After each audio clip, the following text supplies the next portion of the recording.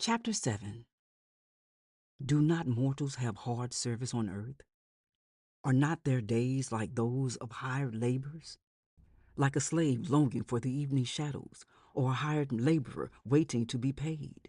So I have been allotted months of futility, and nights of misery have been assigned to me.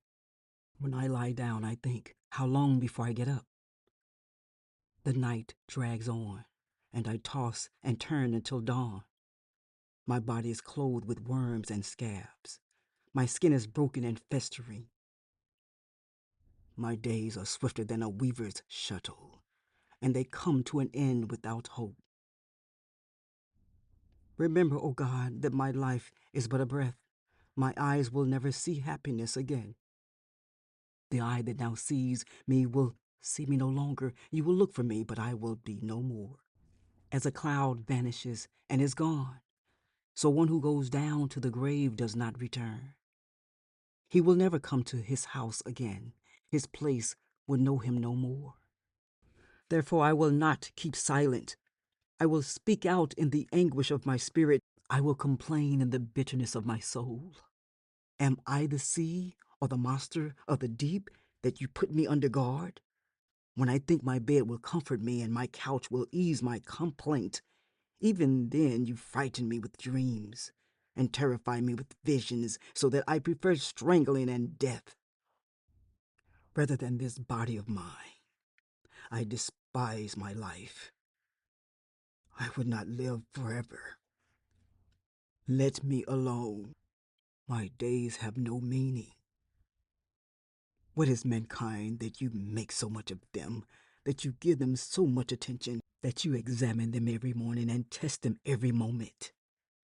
Will you never look away from me, or let me alone even for an instant? If I have sinned, what have I done to you? You who see everything we do. Why have you made me your target? Have I become a burden to you? Why do you not pardon my offenses and forgive my sins? For I will soon lie down in the dust. You will search for me, but I will be no more. Chapter 8. Then Bildad the Shuhite replied, How long will you say such things? Your words are a blustering wind. Does God pervert justice? Does the Almighty pervert what is right? When your children sinned against him, he gave them over to the penalty of their sin. But if you will seek God earnestly and plead with the Almighty, if you are pure and upright, even now he will rouse himself on your behalf and restore you to your prosperous state. Your beginnings will seem humble, so prosperous will your future be. Ask the former generation and find out what their ancestors learned. For we were born only yesterday and know nothing, and our days on earth are but a shadow. Will they not instruct you and tell you? Will they not bring forth words from their understanding? Can papyrus grow tall where there is no marsh? Can reeds thrive without water? While still growing and uncut, they wither more quickly than grass. Such is the destiny of all who forget God. So perishes the hope of the godless. What they trust in is fragile. What they rely on is a spider's web. They lean on the web, but it gives way. They cling to it, but it does not hold. They are like a well-watered plant in the sunshine, spreading its shoots over the garden. It entwines its roots around a pile of rocks and looks for a place among the stones.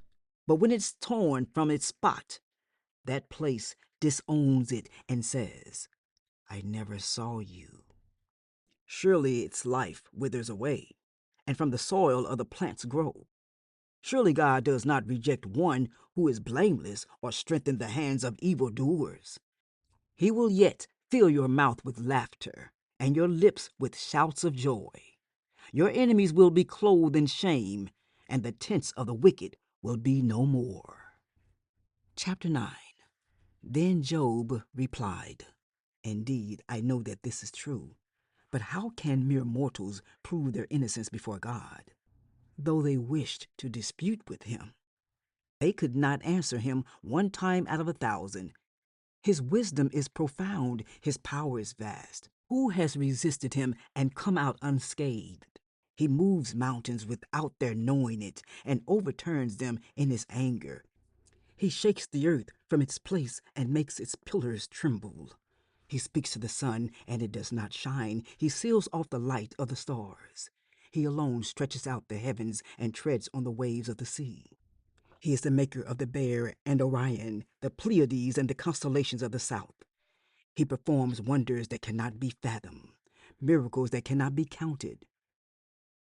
When he passes me, I cannot see him. When he goes by, I cannot perceive him. If he snatches away, who can stop him? Who can say to him, "What are you doing?" God does not restrain his anger.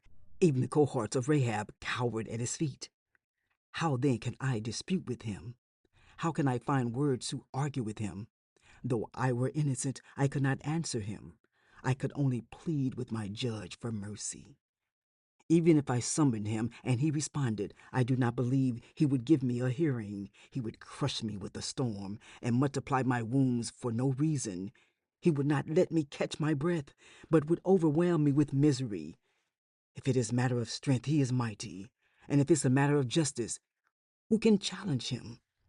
Even if I were innocent, my mouth would condemn me. If I were blameless, it would pronounce me guilty. Although I am blameless, I have no concern for myself. I despise my own life. It is all the same. That is why I say he destroys both the blameless and the wicked. When a scourge brings sudden death, he mocks the despair of the innocent. When a land falls into the hands of the wicked, he blindfolds its judges. If it is not he, then who is it? My days are swifter than a runner.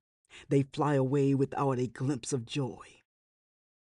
They skim past like boats of papyrus, like eagles swooping down on their prey. If I say I will forget my complaint, I will change my expression and smile.